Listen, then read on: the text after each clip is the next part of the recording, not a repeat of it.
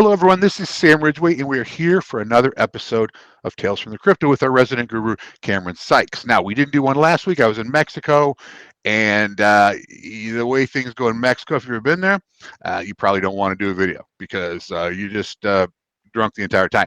So, but now this week we have a lot to talk about, and one of those things is the market itself, which I mean, I know we come on here and it's like, it's going down and going up, and we're telling you to buy when it's down or something. But once just for a second, Cameron, give us like a brief overview of maybe how you see things happening in the market right now and kind of the status. Honestly, it's a fucking mess right now. It's pretty ugly. I mean, we were definitely expecting to be in a lot better position at this time of the year than we actually are right now. But I mean, honestly, I think if anyone right now try to tell you that they knew what was going on in the market, they're full of shit. I mean, I don't. There's all the experts before, months ago, we're talking about 150,000 Bitcoin at the very least, and right now, it's like we're struggling to maintain 50,000. And if it can't hold that, there's probably a good chance it will drop to 42, probably 40,000, because that's a good round number, and Bitcoin likes good round numbers. But at the end of the day, nothing fundamentally has changed. Like, still long-term, extremely bullish on, Bitcoin, the market, and every single coin we've talked about. And so it's just one of those times you just kind of have to take it like a fucking man and, just kind of wait for the market to just correct itself, which ultimately it will. And I think, the longer this goes on, the more rapid of an increase we're going to see. It's just this whole waiting game sucks, but you have to be patient and just, bide the time. Right. But don't think for 1 second that crypto isn't a good investment. That's another point I think we should make. It's definitely a good investment, especially with inflation the way it is, with the printing money the way it, all the rest of the stuff that's going on in the world right now. There's no way this isn't going to go. It's just taking a little bit longer than expected. But keep everything that you have. If you get some extra money, they're deals right now, buy them, and all of a sudden when this market turns around, starts going up, you're going to be sitting on a pile of money. So don't get discouraged. Just keep your stuff and keep building on it. Yeah, I think if anything, that what this tells you is always good to have a good percentage of your portfolio in cash on hand. So when these type of market drops happen, you have money ready to go, and you can start buying some great tokens on discounts.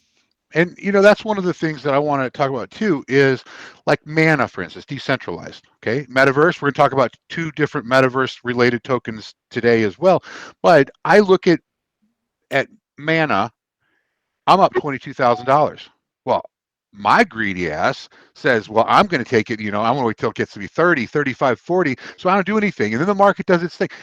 What you need to do is when you're up money, take profits off of that. If I would have taken 22,000, the profit off of it, and just taken it, I would have had $22,000. Even if Mana dropped back down like it did a little bit, I'd be able to buy it again for a discount. Well, now I've got like $50,000 in Mana or whatever. You can do this. Just don't forget to take profits. Absolutely. But anyway, Cameron, why don't you tell us about the two meta? Because the metaverse is hot, right? I mean, the tokens that are up, a lot is metaverse. So yeah, no, absolutely. Yeah, and the metaverse isn't going anywhere, and that's going to be probably one of the biggest themes of 2022 is going to be the metaverse. And so, trying to highlight some of the big players in that ecosystem right now before they start to get major exchanges. And so, the first one we're going to talk about is MetaHero. And so, as we've been talking about, we should be pretty familiar with the metaverse, and now we're going to be diving even deeper down the rabbit hole. And obviously, it seems like the entire world is moving into the metaverse. Decentraland is letting users purchase plots of virtual land, commercial properties, and even participate in live events within the game. Boson Protocol is at the forefront of the emerging decentralized commerce space that enables the sale of physical goods, services, and experiences within the metaverse as NFTs. And so if you think that sounds wild, MetaHero has actually taken it a few steps further. MetaHero allows its users to literally transport themselves into everything they own into the actual metaverse.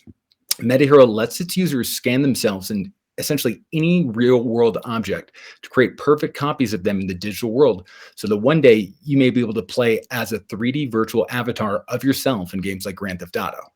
So using MetaHero, we could meta scan a 3D copy of Sam into the metaverse so he can play games as himself. And not only that, Sam can then license his avatar to other game developers to use as a character in their games, paying Sam royalties in hero tokens. So as of late November, MetaHero announced that it surpassed 150,000 hero token holders compared to Decentraland's Mana, which has 146,000, but a market cap over 6 times more than Heroes. So MetaHero is preparing for their hero update dubbed the mother of all updates later this month. And the update will feature their alpha NFT marketplace for Heroverse items along with various upgrades to the MetaHero platform. And so I think see a lot of big things in store for them, and they're one of the most exciting metaverse opportunities out there. You could buy them on KuCoin, and they're currently trading for about 20 cents. So again, in these all you really need with these things, especially like 20 cents, is for one of these things to take off, right? Like one of these things just to go parabolic. And I'm not going to go into Shiba because it's just something that other people know.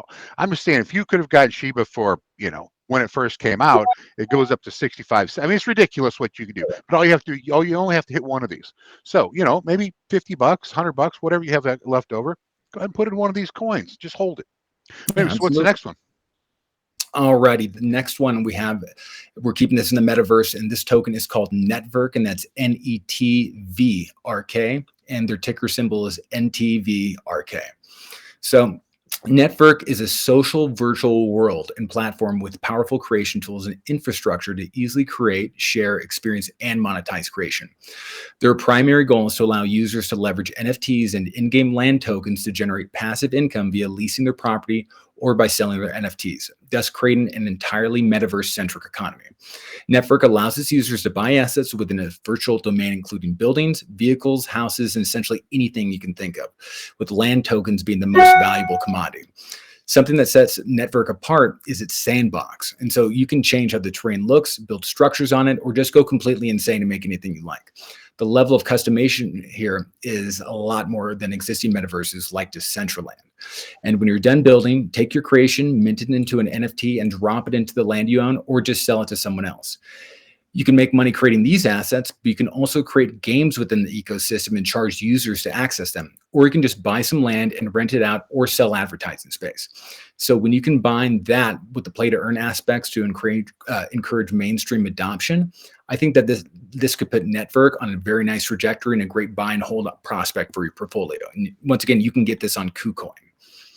All right. So, well, let me ask you, and I don't know if you know the answer to this or not, but how do you go about buying land in the metaverse?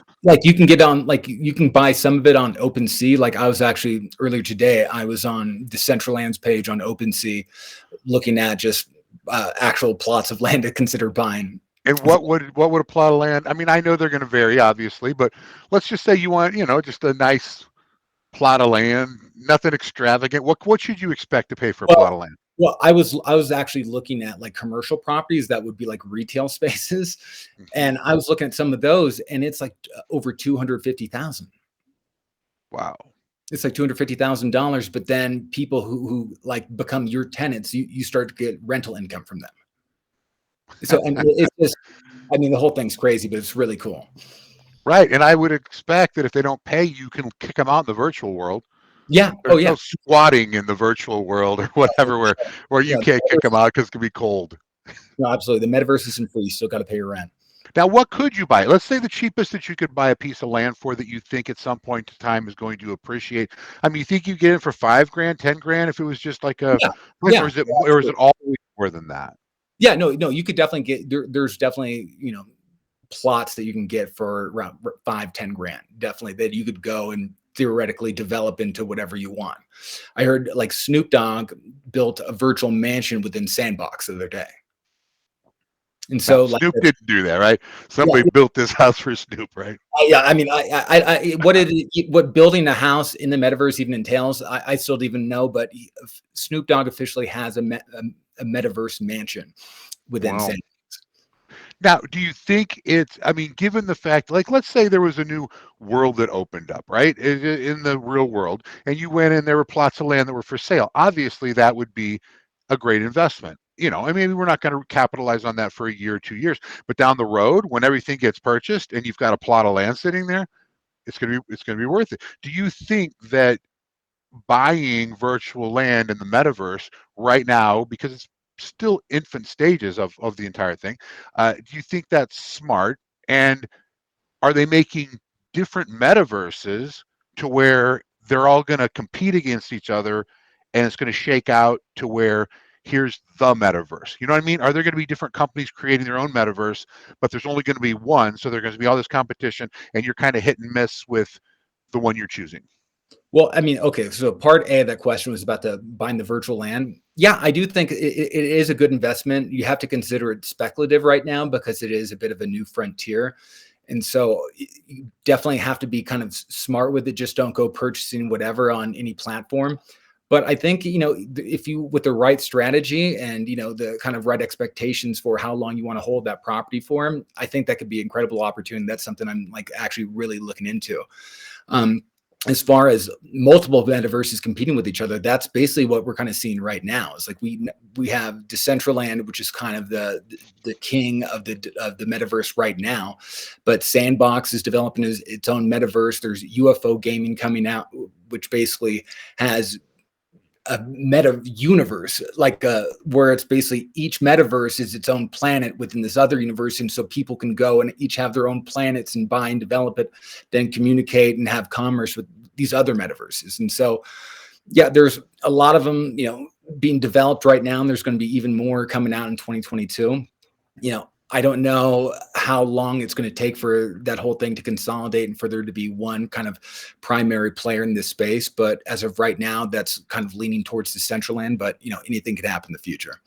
I think we should like talk about this metaverse just because it's so huge. Again, when Facebook, a company as large as Facebook, I'm sure Google's getting into it. Tesla probably getting into it. I mean, all the rest of these companies, large companies, are going to get into it. But once something this big, when a company as big as Facebook changes their name to Meta, I mean, Oh yeah. billion-dollar companies don't do that unless there's a huge wave of something coming, right? And we again are on the cusp of that happening. We're at the beginning of that happening. This is a time to capitalize on that to where in 5 years you put in $1,000 and you've got $1 million. I mean, like that Oh, kind of wealth it is. generation. It is one of those things. If you want to go buy and hold, some of these tokens and just forget about it and come back in 5 to 10 years, yeah, there are some of these you're going to end up having like $100 million. You're like, I just put in $5,000. What the hell happened? Mm-hmm. Type of things. And so there are crazy, crazy opportunities out there right now. The metaverse, we're basically at the tip of the iceberg right now. We haven't even gotten into all the crazy applications we're going to have and how NFTs will be affecting the space and just the entire crypto world and how that's evolving. It's something same, but that we're trying to stay ahead of.